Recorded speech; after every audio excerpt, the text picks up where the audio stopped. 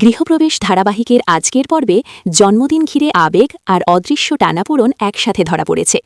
সকালে সাজকে নিয়ে শুভলক্ষ্মী পুজো দিতে যায়, আর সেখানেই মা ছেলের সম্পর্কের গভীরতা নতুন করে সামনে আসে।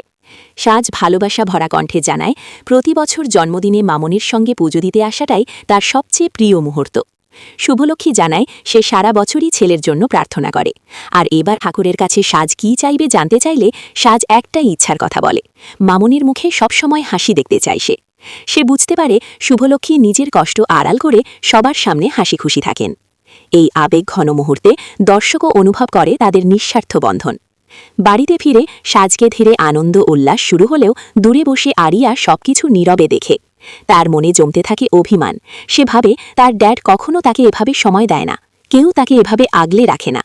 সমিত সবার জন্য নতুন জামাকাপড় নিয়ে এলে মোহনা উচ্ছ্বাস প্রকাশ করে, কিন্তু আরিয়ার ভেতরের শূন্যতা আরও গভীর হয়। সে অনুভব করে সাজ যেন সবার ভালোবাসার কেন্দ্রবিন্দু, আর সে নিজে একা। পর্বের শেষে শুভলক্ষ্মী সাজকে মনে করিয়ে দেয়, জন্মদিনের সবচেয়ে গুরুত্বপূর্ণ কাজ হল বড়দের প্রণাম করে দিনটা শুরু করা। এভাবেই পারিবারিক মূল্যবোধ আর সম্পর্কের আবেগ মিলিয়ে আজকের পর্ব হয়ে উঠেছে চমচমাট ও অনুভূতিপূর্ণ।